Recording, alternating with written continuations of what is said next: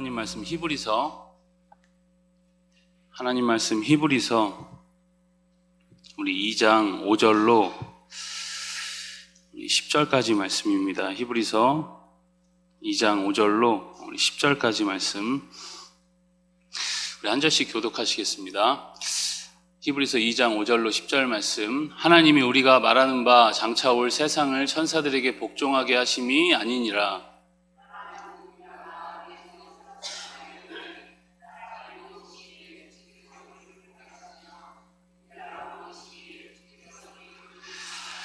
그를 잠시 동안 천사보다 못하게 하시며 영광과 존귀로 관을 씌우시며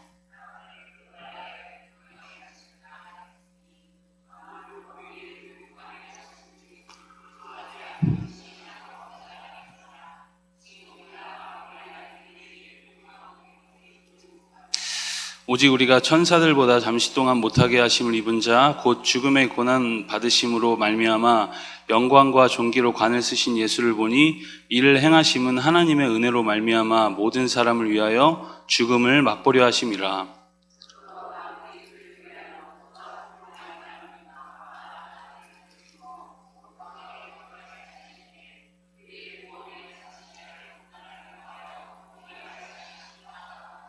아멘. 우리 지난주에도 우리가 그 히브리서를 시작하면서 말씀드렸듯이 이 히브리서는 이 유대 크리스찬들을 향해서, 그러니까 유대 완전 보수적인 당시 유대 그 히브리 문화에 젖어 있던 유대 크리스찬 유대인이면서 이렇게 예수님을 믿고 회심한 자들에게 쓴 편지입니다. 그들은 지금 대내적으로 큰 어려움에 처한 상황이었습니다. 계속 얘기했듯이 외적으로는 로마의 핍박, 그리고 내적으로는 이 믿음의 확신이 분명하지 않은 막 흔들리는 그런 시대를 살아가고 있었던 것이죠. 여러분, 어느 시대건 다 어려움이 있고 그 어려움의 근본은 그때나 지금이나 비슷비슷합니다. 여러분, 우리 삶에도 여러 어려움이 있죠. 외적으로는 뭐 사업과 또 가정과 여러 개인적인 문제로 압박을 받습니다. 외적으로는. 그리고 내적으로는 마음이 불안하기도 하고 염려가 많아서 근심에 막 쌓이기도 하고 여러 우울함 속에서 우리 신앙의 침체를 경험하기도 합니다. 이러한 때에 가장 필요한 것이 무엇일까요? 우리 가운데 여러 외적이고 내적이고 어려움이 있을 때 우리 가운데 가장 필요한 것이 있다면 바로 확신입니다. 확신이 없이는 우리가 어려움을 잠깐은 버티고 인내할 수 있어도 계속 버텨낼 수는 없는 것입니다. 분명한 확신과 붙들 만한 분명한 진리의 가치가 없이는 우리가 어려움을 그냥 뭉갤 수는 있겠지만 진짜로 그 어려움을 우리가 극복하면서 살아갈 수는 없는 것이죠. 우리가 지금 보고 있는 이 신약 성경이 27권이 정경화, 그러니까는 진짜 우리 삶의 하나님 말씀이다라고 딱 교회에서 또 이렇게 정해진 것은 AD 397년입니다. 그전에는 이 신적 권위를 가진 성경이란 개념이 아직 확고하지 않은 시대였습니다. 당연히 이 히브리 시대를 살아가고 있던 1세기 사람들은 더 했겠죠. 그런 것들이. 특히 여러분, 유대 크리스찬들에게 이 예수라는 이 존재는 굉장히 그 생소한 존재였습니다. 복음의 내용을 사람들의 말과 소문과 여러 구전으로 듣기는 했지만 여전히 여러분 생소한 개념인 것은 확실했습니다. 사람들이 여러분 종교성이 있기 때문에 뭔가 신박한 종교 정도로 예수님을 그래서 추종하고 그랬다면 그 극심한 핍박 속에서 사람들이 이 예수를 위해서 목숨을 버리거나 또 예수를 믿는다는 이유로 공동체에서 쫓겨나고 왕따 당하고 싶지는 않았겠죠. 분명하지 않은 진리에 인간이 그렇게 헌신할 수는 없습니다. 확실하고 그것이 이 목숨을 버릴 만한 가치가 있고 공동체에서 쫓겨나도 내 일신에 문제가 생겨도 상관없다라는 분명한 확신이 없이는 우리가 거기다가 헌신할 수는 없는 것이죠. 그러한 이유 때문인지 당시에는 많은 배교가 있었습니다. 이런 상황에서 오늘 히브리서 저자는 사람들에게 예수님이 어떤 분이신지, 이 진리의 분명한 가치되는 예수님이 어떤 분이신지 이 구약의 시편 말씀을 인용해서 분명하게 알려주고 그들의 확신을 굳게 하고 싶은 그런 목회적 의도가 있었던 것이죠. 그렇다면 오늘 본문이 말하고 있는 예수님은 어떤 분이실까요? 우리 7절 말씀을 화면 같이 보시면서 읽어보겠습니다. 그를 잠시 동안 천사보다 못하게 하시며 영광과 존귀로 관을 씌우시며.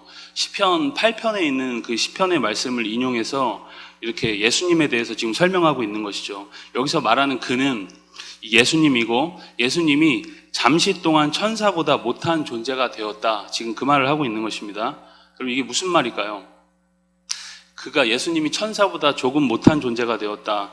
여기서 말하는 그 말은, 천사보다 못한 존재가 되었다는 것은 바로 성육신에 대한 이야기를 하는 것입니다. 예수님이 이 성육신의 그 교리처럼 예수님이 이 땅에 인간의 몸을 입고 완전히 인간과 똑같이 낮아지셨다, 그 얘기를 지금 천사보다 조금 못한 존재가 되었다고 이렇게 시편의 말씀을 인용해서 이야기하는 것이죠.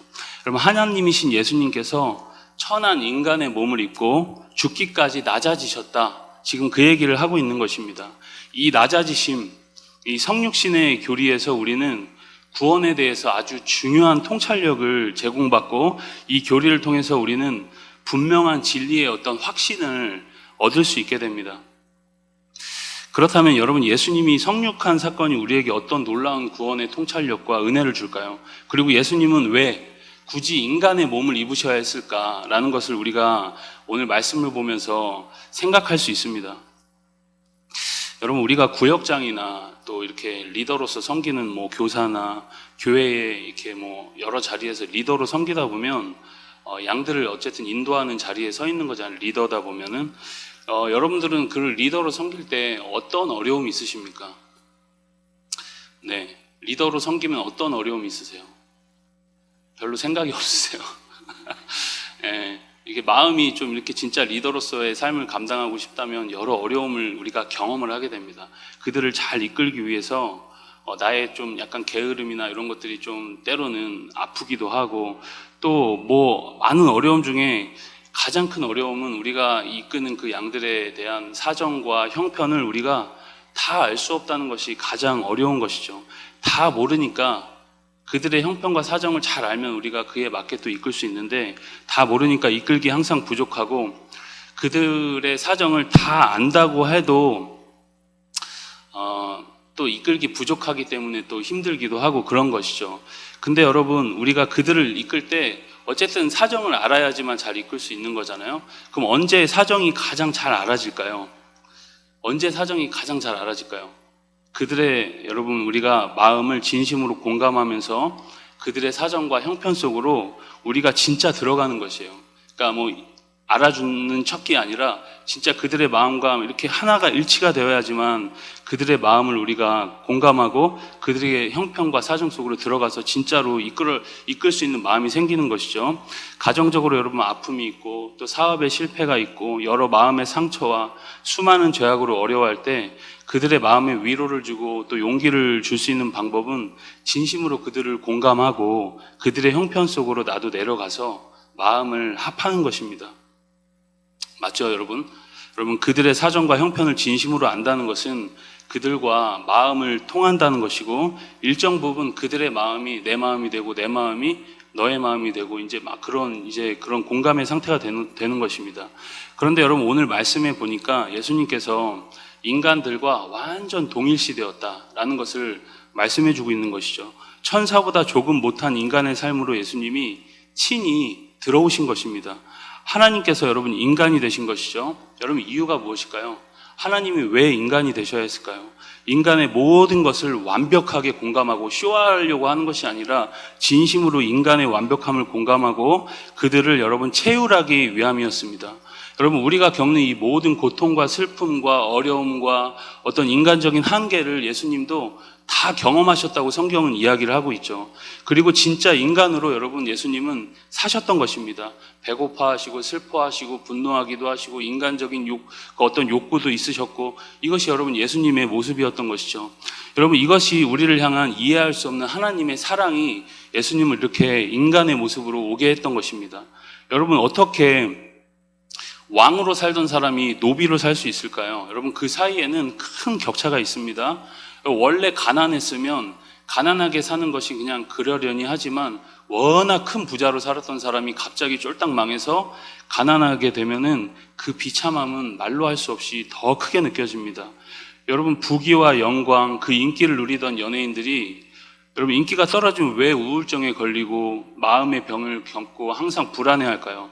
너무 그 삶이 여러분 이전의 삶과 비교되기 때문에 감당할 수 없이 그 마음이 어려운 것입니다. 우리는 여러분 그 정도 높은 자리까지 안 올라가 봤어요. 여러분, 우리가 별로 그런 경험을 못 해봤겠지만, 또 우리가 어떤 인기가 있었던 그 젊은 시절에 그 막 인기가 이제 나이가 들어가면서 점점 없어지면 좀 우울함도 생기잖아요. 그렇죠? 그런 게 여러분 우리 가운데 다 있습니다.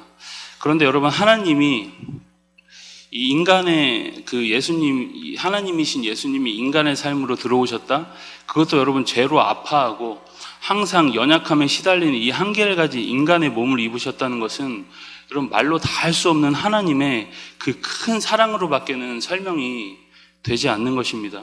하나님과 사람 사이에는 무한한 격차가 있습니다. 이 격차는 여러분 건널 수 없는 격차입니다. 그런데 여러분, 그분이 이 격차를 뚫고 이 공간과 이 시간 속으로 직접 들어오신 것입니다. 인간과 완전히 동기화가 된 것이죠. 여러분, 이유가 무엇이라고요? 인간을 완전히 이해하고 공감하기 위해서, 그 인간과 완전히 하나가 되기 위해서 그렇게 했던 것입니다. 인간을 공감하려고 우리와 똑같이 된다는 것은 우리를 그만큼 존귀히 여기신다는 것입니다. 여러분, 비천한 인간의 몸을 입어서라도 인간의 고난에 동참하고 인간의 연약함을 실제로 채울하기를 원하셨던 것이죠. 여러분, 이것이 우리에게는 큰 위로와 소망의 이유가 됩니다. 당시를 살아가던 성도들에게는 이러한 교리가 아마 굉장히 큰 위로가 되었을 것입니다. 그런데 여러분, 예수님이 성육하신 사건에는 또 더 놀라운 구원의 신비가 있습니다. 우리 9절 말씀도 같이 화면을 보시면서 함께 읽겠습니다. 시작. 오직 우리가 천사들보다 잠시 동안 못하게 하심을 입은 자,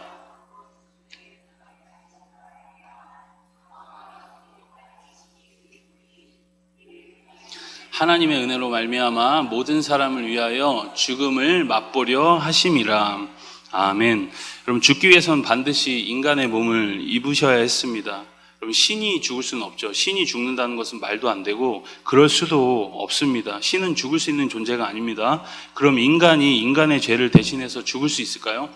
여러분, 인간은 자기 몸 챙기기도 힘듭니다. 누굴 위해서 죽을 수는 더더욱 없는 일인 것이죠. 인간은 여러분 다 거기서 거깁니다. 내가 좀 낫다, 네가 좀 낫다, 가끔 그러기도 하지만 하나님 보시기에는 다 똑같은 죄인일 뿐인 것입니다. 여러분, 누가 누굴 위해서 죽겠습니까? 자기 스스로도 감당할 수 없는데 어떻게 여러분 다른 사람을 위해서 죽을 수 있겠어요?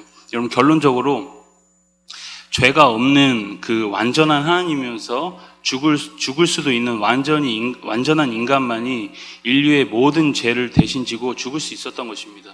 그래서 여러분, 예수님께서 천사보다 조금 못한 인간의 모습으로 이 땅에 오셨다는 것입니다. 이것이 여러분 구원에 있어서 굉장한 큰 신비인 것이죠. 그래서 10절의 말씀처럼 그는 구원의 창시자가 되었다, 그렇게 이야기를 합니다. 그리고 예수님이 구원의 창시자, 구원이라는 것을 개척하고 구원의 길을 처음으로 여셨다. 그래서 예수님이 나는 길이요 진리요 생명이다, 그렇게 말씀하신 것입니다. 그래서 여러분, 예수님이 없는 종교에는 절대 구원이 없습니다.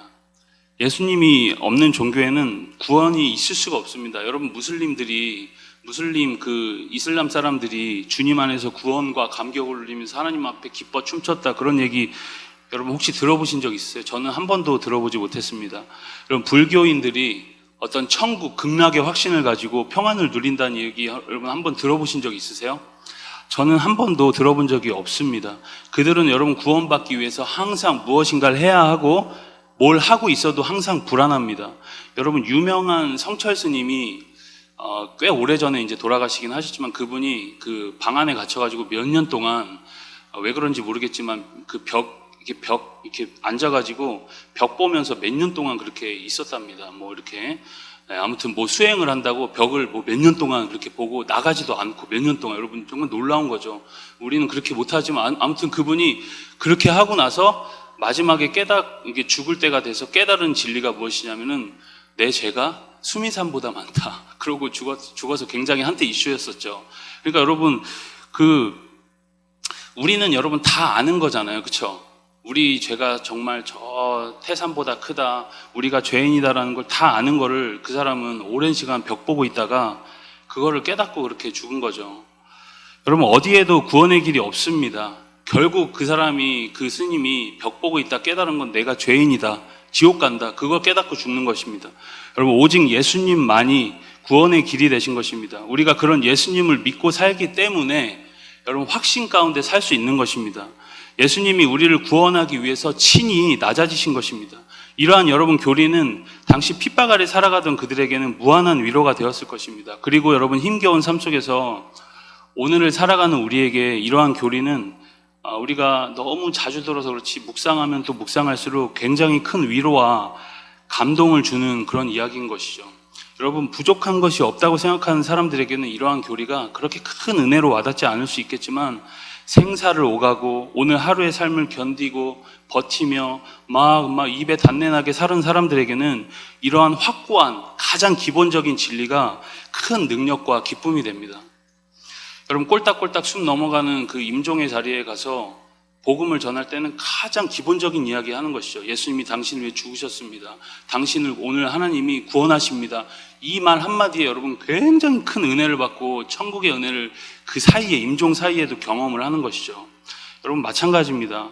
우리가 삶에서 너무 공고하고 어려울 때는 이런 가장 기본적인 진리에 우리가 뿌리를 받고 있어야만 우리가 인생을 또 감당하며 살아갈 수 있는 것이죠. 여러분, 오늘 우리 말씀을 통해서 우리를 공감하시는 예수님, 그리고 우리를 구원하기 위해 성육신하신 예수님, 그 죽으심이 우리에게 주는 구원의 큰 은혜를 우리는 발견할 수 있게 됩니다. 오늘도 예수님의 낮아지심 우리가 마음 깊이 묵상하면서 하나님이 주시는 이 성금요일 밤이 큰 은혜의 복된 밤이 될 수 있길, 기도의 밤이 될 수 있길 주님의 이름으로 축복합니다.